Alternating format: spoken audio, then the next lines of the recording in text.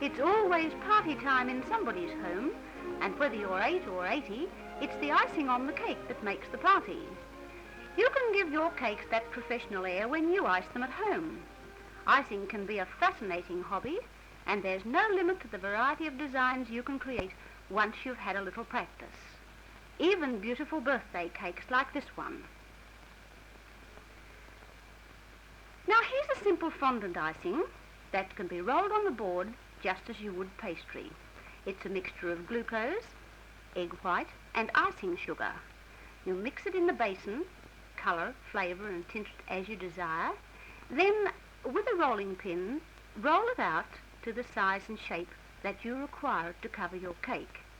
It's quite easily done, it's soft and pliable, and yet it's very easily handled. Roll it smoothly and evenly.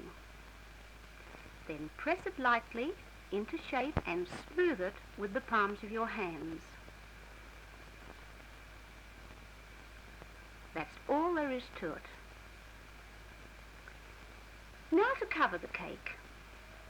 To enable this fondant icing to cling to the cake after it's cut, brush it with egg white, or if eggs are scarce, some thin apricot jam will do. Brush it carefully around the sides, on the top, so that it's completely covered.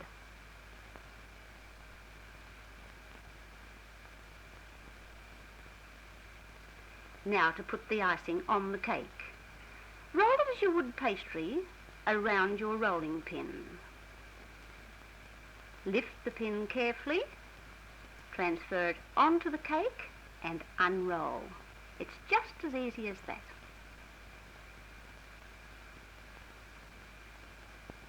Smooth it with the palms of the hands, which have been dusted with icing sugar, and press the icing so that it completely covers the cake. See how easy it is? We've prepared a board covered with some tinsel paper just to make it attractive.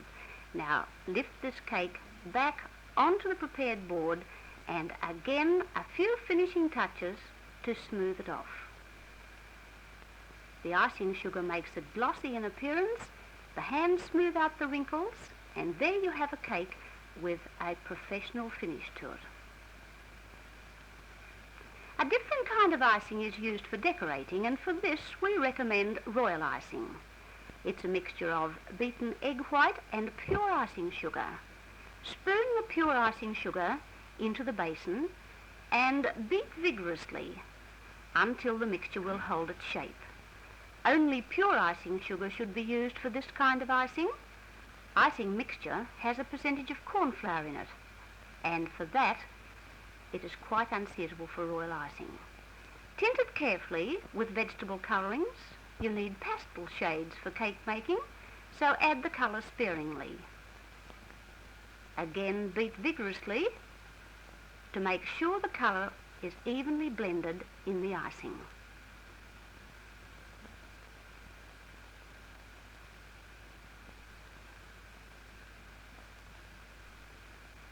Cover the icing with a damp cloth to stop a crust forming on it whilst it's not in use. And now for our equipment. These icing tubes are necessary for decorating. The first is a writing tube, a plain one for lattice or writing. The second is a star tube for borders, edges or scrolls. A larger star pipe might be useful for heavier decoration. A leaf pipe has a serrated edge, and a petal pipe is used for making roses, daisies or other flowers. Each tube has a metal thread which fits onto a tube attached to an icing bag. All pipes are interchangeable. The bag is made from a waterproof material available from any drapery store. To fill the bag with icing, take a spoonful of the prepared royal icing and put it in your bag. Not too much, or you'll find it's difficult to handle. Screw up the end and cover the icing again with a damp cloth. And now we're ready to commence our decorative work. Roses are always fascinating on cakes, and these are built up on toothpicks through that petal pipe.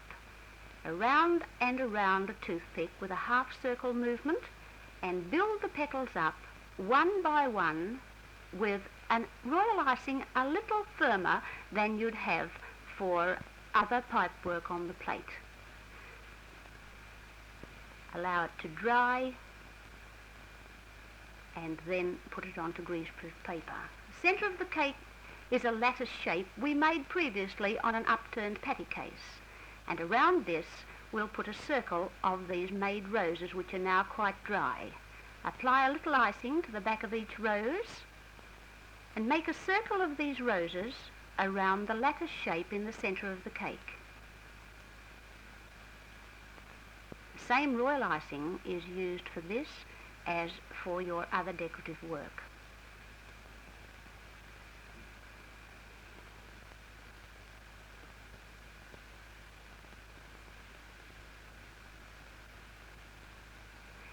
Now with a plain writing tube, we'll put a curtain around the side of the cake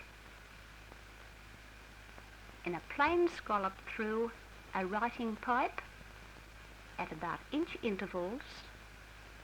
Make this simple yet decorative effect around your cake. When you become more experienced, maybe you can have a double scallop around the outside.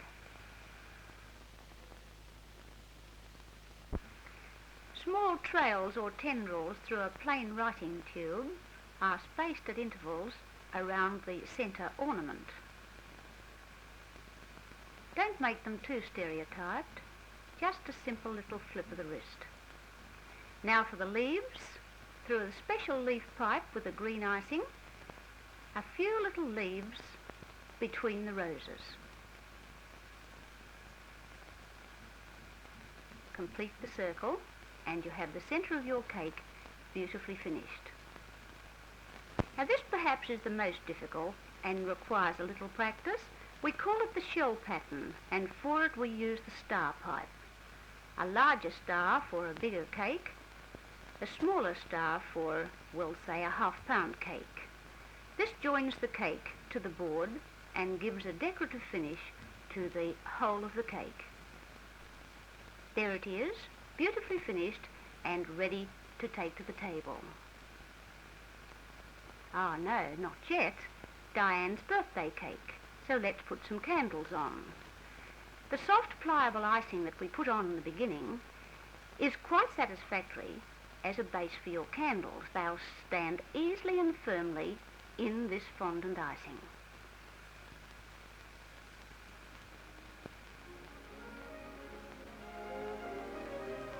Ah, the birthday party, and waiting for the cake. Here it is with the 8 candles lit. Diane's so excited. Are you going to blow them out, Diane? Oh, missed one. No, that's not bad luck when she has a mummy to make a lovely cake like this. In March the 5 issue of Woman's Day and Home, you'll get full instructions for making and decorating these novelty cakes. This street barrow cake is a fruit cake. It's decorated with scraps of fondant paste in the shape of vegetables and fruits. Humpty Dumpty is a fruit cake covered with fondant paste marked as a wall. The hollow egg, flecks for the arms and legs, and fondant paste for his hat and feet. And here's a pretty cake, Mary, Mary, quite contrary, from a nursery rhyme, and it's a transfer pattern, picked out with a plain icing tube. Another version of the rose cake, this time a square one, and the edging scallops of dots. We used a few more roses on the corner this time.